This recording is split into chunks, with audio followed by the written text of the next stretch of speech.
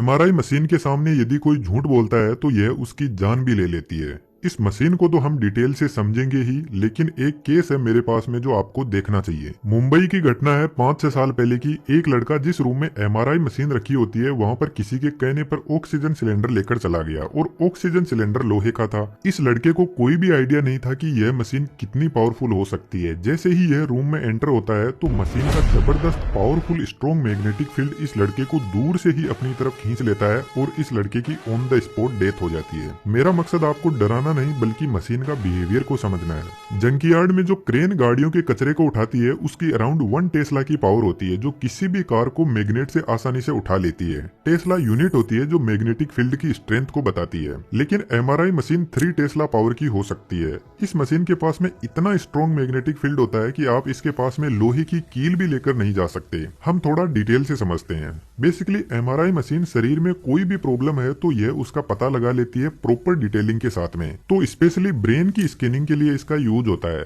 MRI की full form video को पूरा देखने के बाद में अपने दिमाग से कमेंट बॉक्स में आपको लिखनी है। मशीन के बीच में आपको एक बोर्ड दिखाई दे रहा है, इसी के अंदर पेशेंट के हेड को रखा जाता है और चारों तरफ यह एक रिंग दिखाई दे रही है। इसी का पूरा खेल है।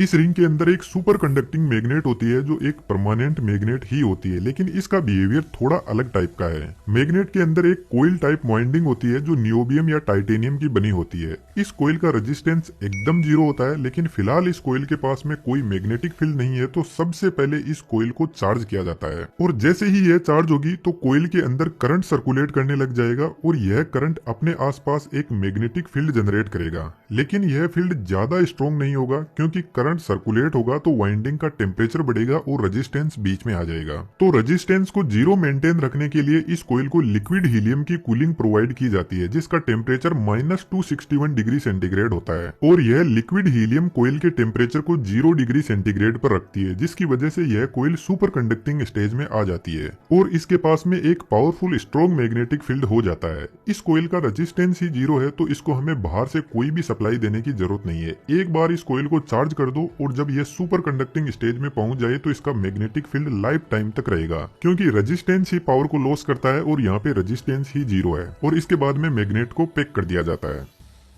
हमारी बॉडी में 60% पानी होता है और पानी में हाइड्रोजन एटम होते हैं और यदि हम जिंदा है तो इन हाइड्रोजन एटम के पास में आपको पता है कुछ ना कुछ एनर्जी भी होगी, लेकिन यह अपनी मर्जी के मालिक होते हैं और रेंडमली अपनी एनर्जी रिलीज करते रहते हैं। जब एटम स्ट्रॉन्ग मैग्नेटिक फील्ड में आएंगे तो यह मैग्नेटिक फील्ड इन सभी एटम्स को एक लाइन में सेट कर देगा और बढ़िया से अलाइन कर देगा। यह जो मैग्नेट होती है ना, इसका मैग्नेटिक फील्ड होमोजीनियस होता है, जिसका मतलब है मैग्नेट का फील्ड बॉडी के हर एक एटम पर इक्वल फोर्स लगाता है। तो अभी पूरी बॉडी के एटम्स एकदम अच्छे से मैग्नेटिक फील्ड के साथ में सेट हो गए हैं। अब आता है मशीन का दूसरा पार्ट जिसका नाम है रेडियो फ्रीक्वेंसी कोइल। जब ब्रेन की स्कैनिंग होती है तो हमारे ब्रेन के एकदम पास में कुछ इस टाइप का कंपोनेंट सेट किया जाता है जिसको रेडियो फ्रीक्वेंसी कोइल बोलते हैं। अब थोड़ा सा अपना फोकस बढ़ाएंगे। यह कोइल क्या करती है कि ब्रेन के अंदर रेडियो फ्रीक्वेंसी सिग्नल भेजती है, लेकिन लगातार नहीं भेजती है। एक बार पल्स भेजती है फिर वापस इसको बंद कर दिया जाता है।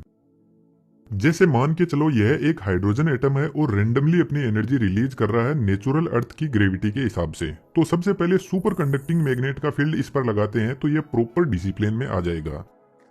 अब इस एटम पर रेडियो फ्रीक्वेंसी की पल्स डालते हैं 90 डिग्री वाली और यह पल्स क्या करेगी, इस हाइड्रोजन एटम को 90 डिग्री पर रोटेट करवा देगी और इतना होते ही रेडियो फ्रीक्वेंसी को बंद कर देते हैं। अब यह हाइड्रोजन एटम वापस जो सुपर कंडक्टिंग मैग्नेट का फील्ड है उसके साथ में अलाइन होने की कोशिश करेगा और जब ये वापस अपनी पोजीशन पर आने लगेगा तो कुछ ना कुछ एनर्जी जो रेडियो फ्रीक्वेंसी कोइल ने दी थी उसको वापस रिलीज करेगा।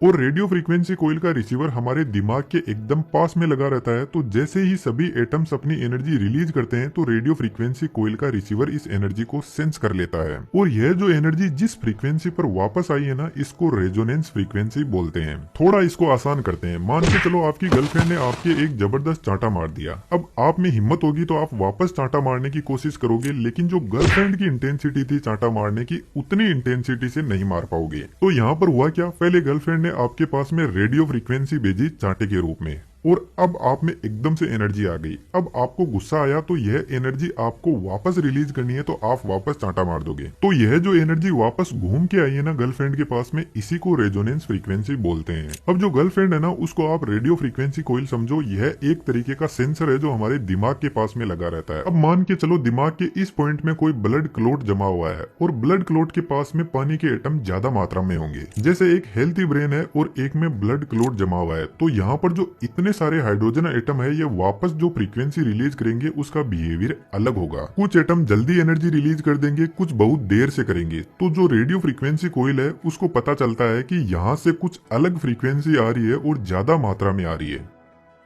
रेडियो फ्रीक्वेंसी कोइल में बेसिकली इंडक्टर और कैपेसिटर होते हैं जो वापस मिल रही फ्रीक्वेंसी से चार्ज और डिस्चार्ज होकर एक ग्राफ बनाते रहते हैं। लेकिन अभी भी डॉक्टर को यह पता नहीं चलेगा कि प्रॉब्लम है कहां पर। बस इतना पता चलता है कि एक प्रॉब्लम फाइंड आउट हुई है, क्योंकि हमें एग्जैक्ट इमेज बनानी है ताकि जिस भी पॉइंट पर प्रॉब्लम है उसको ट्रीट किया जा सके। क्योंकि अभी तक मशीन को खुद को नहीं पता है कि यह प्रॉब्लम जो फाइंड आउट हुई है यह ब्रेन के कौन से हिस्से में है, क्योंकि कोई मेजरमेंट के लिए कोई रेफरेंस तो होना ही चाहिए ना।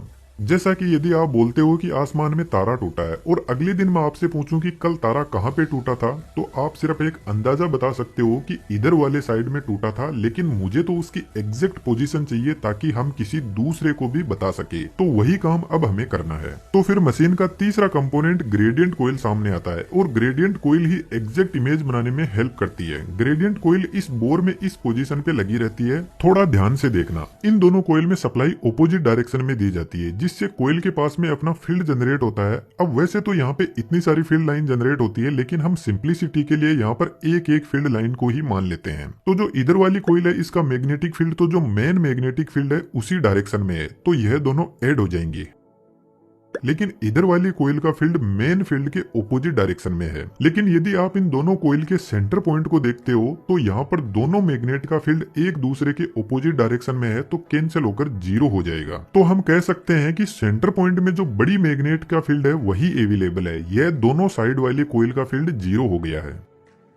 हम मान लेते हैं सेंटर पॉइंट पर बड़ी मैग्नेट का जो फील्ड है उसकी स्ट्रेंथ 1 टेस्ला की है। अब इस सेंटर पॉइंट से जैसे जैसे हम इधर जाएंगे तो यह फील्ड बढ़ता जाएगा 1.1 टेस्ला, 1.2 टेस्ला, 1.3 टेस्ला, क्योंकि इधर वाली ग्रेडियंट कोइल और मेन फील्ड जुड़ रहे हैं और इसके ऑपोजिट साइड में ठीक ऐसे ही फील्ड कम हो रहा है। अब यह जो हमें एक लाइन मिली है यह जेड एक्सिस की लाइन है, और जैसे इस पॉइंट पर कोई प्रॉब्लम है तो मशीन को पता लगेगा कि जेड एक्सिस में 1.2 टेस्ला का जहां पर मैग्नेटिक फील्ड है वहां से फ्रीक्वेंसी कुछ अलग टाइप की आ रही है। इसी तरीके से यहाँ पे एक्स एक्सिस और वाई एक्सिस के लिए भी ऐसी कोइल लगी रहती है।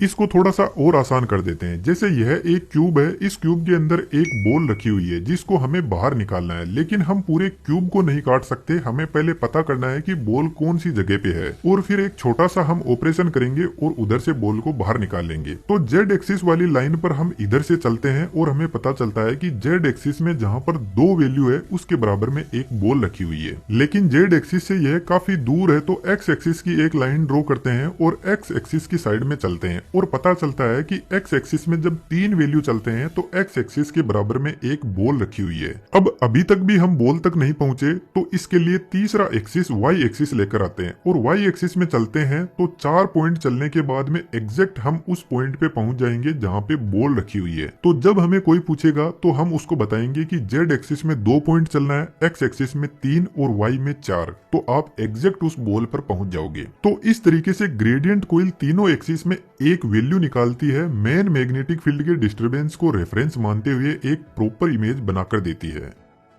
एमआरआई जब किसी पेशेंट की होती है तो 30 से 40 मिनट लग सकते हैं, क्योंकि रेडियो फ्रीक्वेंसी मल्टीपल टाइम भेजी जाती है एक एग्जैक्ट इमेज बनाने के लिए। इस मशीन के जितने एक्सरे के साइड इफेक्ट होते हैं वैसे तो इसके कोई भी साइड इफेक्ट नहीं है, लेकिन यदि आपके कोई पास्ट में सर्जरी हुई है और आपकी बॉडी में कोई लोहे का पार्ट डाल दिया है तो आपको डॉक्टर को पहले से ही बता देना है, कुछ भी नहीं छुपाना है। अदरवाइज जब मशीन के पास में जाओगे तो मशीन आपकी बॉडी को फाड़ के लोहे का टुकड़ा बाहर निकाल लेगी। तो जो आपसे डॉक्टर पूछते हैं सब कुछ सच सच बता देना है। जनरली एमआरआई बॉडी के मसल्स पार्ट में बेहतर तरीके से काम करती है जहां पे वाटर कंटेंट ज्यादा अवेलेबल रहता है। हम और भी ऐसे ही बेहतरीन वीडियोस पे काम कर रहे हैं जो आपके नॉलेज को बढ़ाने में बहुत हेल्पफुल होंगे, तो आप चैनल को सब्सक्राइब कर सकते हो।